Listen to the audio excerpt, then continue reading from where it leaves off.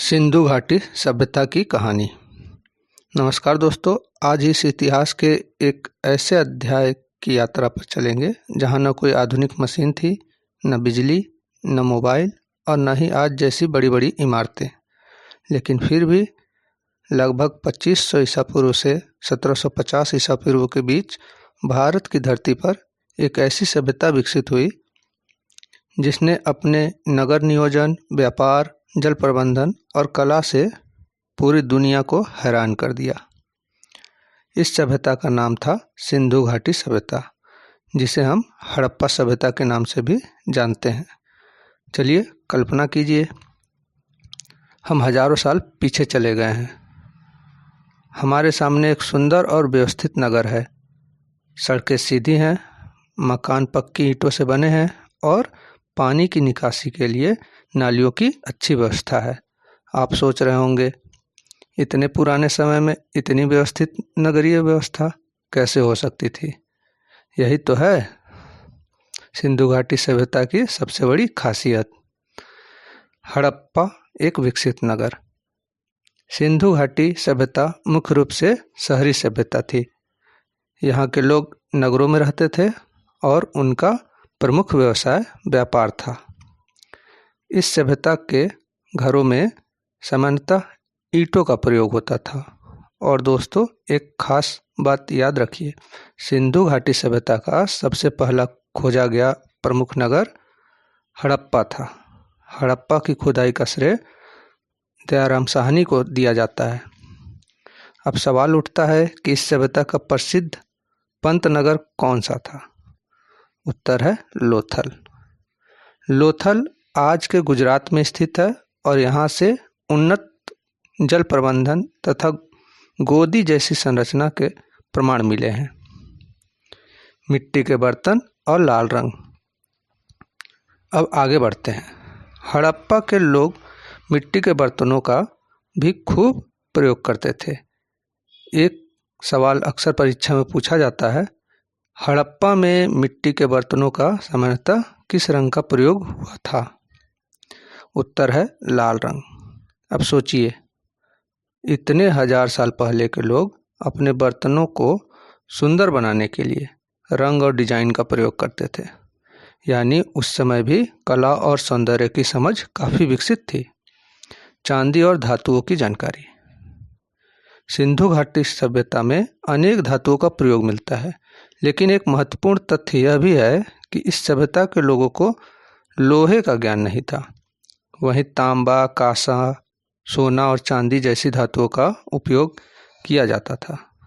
भारत में चांदी की उपलब्धता के प्राचीनतम प्रमाण हड़प्पा संस्कृति से मिलते हैं। अब एक और रोचक सवाल, हड़प्पा सभ्यता किस धातु युग में संबंधित मानी जाती है? उत्तर है कांस्य युग। इसलिए इसे कांस्य युगीन सभ्यता भी कहा जाता है।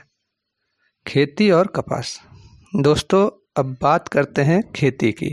सिंधु घाटी के लोग कृषि कार्य भी करते थे। यहाँ से कपास के उपयोग के प्रमाण मिले हैं। कपास के कारण इनके वस्त्र निर्माण की जानकारी भी मिलती है और यही कारण है कि सिंधु घाटी सभ्यता को कपास के प्राचीन उपयोग से जोड़कर भी याद किया जाता है।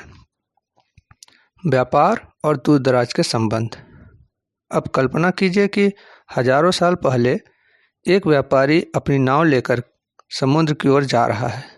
वह केवल अपने नगर में व्यापार नहीं करता था, बल्कि दूर दराज के क्षेत्रों से भी संबंध रखता था। सिंधु घाटी सभ्यता के लोगों के व्यापारिक संबंध मेसोपोटामिया तक थे। मेसोपोटामिया में सिंधु क्षेत्र को मेलुहा के नाम से जाना जाता था। यानी उस समय भी भारत के व्यापारी समुद्र पार के क्षेत्रों तक व्यापार करते थे। एक रहस्यमयी मुहर। अब कहानी में एक बहुत ही रोचक मोड़ आता है। पुरातत्वविदों को एक ऐसी पशु आकृति वाली मुहर मिली जिससे सिंधु घाटी और मेसोपोटामिया के बीच व्यापारिक संबंधों का संकेत मिलता है। सिंधु घाटी सभ्यता की मुहरों पर पशुओं की आकृतियाँ बड़ी संख्या में मिलती हैं। इनमें बैल जैसी आकृतियाँ विशेष रूप से प्रसिद्ध है और दोस्तों सिंधु सभ्यता की लिपि आज भी पूरी तरह पढ़ी नहीं जा सकी है। यानी हजारों साल पुराने लोग हमसे बहुत कुछ कह गए, लेकिन उनकी लिखी हुई भाषा का रहस्य आज भी पूरी तरह नहीं खुला है। मोहनजोदड़ो और विशाल स्नानागार। अब हम पहुंचते हैं एक ऐसे नगर में जिसका नाम है मोहनजोदड़ो। मोहनजोदड़ो का अर्थ सामान्यतः मृतकों का टीला बताया जाता है। यहीं से मिलता है प्रसिद्ध विशाल स्नानागार, जिसे अंग्रेजों ने ग्रेट बाथ कहा था। अंग्रेजी में ग्रेट बाथ कहा जाता है। यह संरचना आज भी सिंधु घाटी सभ्यता की उन्नत वास्तुकला और जल व्यवस्था का शानदार उदाहरण मानी जाती है। और याद रखिए, विशाल स्नानागार कहाँ से मिला? मोहनजोदड़ो से। जल प्रबंधन की अद्भुत व्यवस्था। दोस्तों, अब सोचिए, जब दुनिया के बहुत से हिस्सों में लोग छोटी छोटी बस्तियों में रहते थे, तब सिंधु घाटी के नगरों में जल निकासी की इतनी अच्छी व्यवस्था कैसी थी?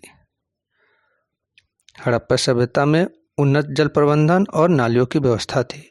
घरों से निकलने वाला पानी व्यवस्थित नालियों के माध्यम से बाहर जाता था। यही कारण है कि सिंधु घाटी सभ्यता को अपनी नगर योजना के लिए विशेष रूप से याद किया जाता था। धोलावीरा की कहानी। अब हमारी यात्रा हमें लेकर चलती है धोलावीरा।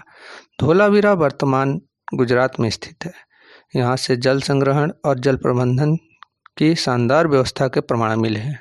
इसलिए जब भी सिंधु सभ्यता के जल प्रबंधन की बात हो तो धोलावीरा और मोहनजोदड़ो को जरूर याद करें। नृत्य करती हुई लड़की। अब कहानी में आता है कला का सबसे प्रसिद्ध उदाहरण। पुरातत्वविदों को मोहनजोदड़ो से एक छोटी सी कांस्य प्रतिमा मिली। यह प्रतिमा एक नृत्य करती हुई लड़की की है। यह प्रतिमा हमें बताती है कि सिंधु सभ्यता के लोग कला और मूर्ति कला में भी काफ़ी आगे थे। इसके अलावा पत्थर की मूर्तियाँ, आभूषण और मोहरे भी इस सभ्यता की कलात्मक उन्नति को दिखाती है। समाज कैसा था? अब सवाल उठता है, सिंधु सभ्यता के लोग समाज में किस प्रकार रहते थे?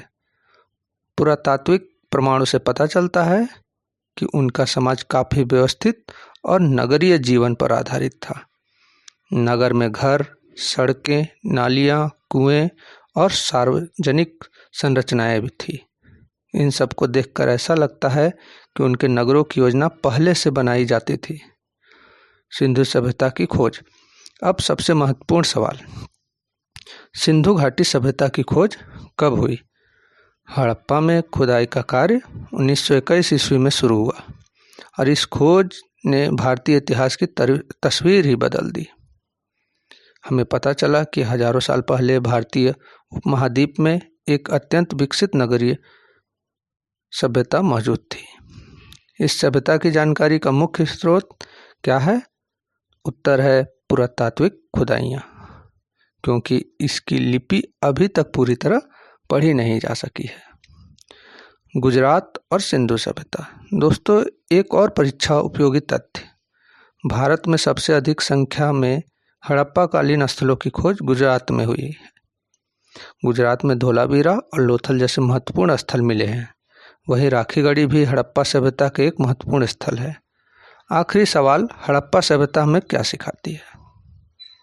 हड़प्पा सभ्यता केवल ईंटों और पुरानी इमारतों की कहानी नहीं है।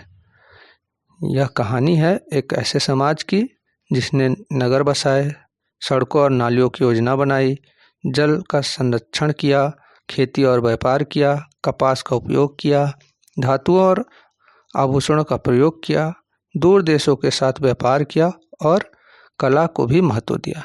लेकिन सबसे बड़ी रहस्यमय बात आज भी वही है, उनकी लिपि। हजारों साल बीत गए, लेकिन उनकी लिखी हुई भाषा आज भी इतिहासकारों और पुरातत्वविदों के लिए एक पहेली बनी हुई है। शायद आने वाले समय में कोई ऐसी खोज हो जो इस रहस्य को पूरी तरह से खोल दे। तो दोस्तों, जब भी परीक्षा में सवाल आए हड़प्पा सभ्यता का काल, तो बोलेंगे या लिखेंगे लगभग 2500 ईसा पूर्व से 1750 ईसा पूर्व। पहला खोजा गया प्रमुख स्थल हड़प्पा। हड़प्पा की खोज खुदाई से जुड़े पुरातत्वविद दयाराम साहनी। विशाल स्नानागार मोहनजोदड़ो। प्रसिद्ध पंतनगर लोथल। लोथल कहाँ है? गुजरात में। धोलावीरा कहाँ है? गुजरात में। हड़प्पा सभ्यता किस युग की थी? कांस्य युग की। हड़प्पा के बर्तनों पर सामान्यतः कौन सा रंग था? लाल रंग। हड़प्पा लोगों को किस धातु का ज्ञान नहीं था? लोहे का। मेसोपोटामिया में सिंधु क्षेत्र को किस नाम से जाना जाता था? मेहुला। और इस तरह हजारों साल पुरानी सिंधु घाटी सभ्यता की कहानी हमें यह बताती है कि भारतीय इतिहास की जड़ें कितनी प्राचीन, समृद्ध और रहस्यमयी है। धन्यवाद दोस्तों। ऐसे ही रोचक और परीक्षा उपयोगी इतिहास की कहानियों के लिए जुड़े रहें। धन्यवाद।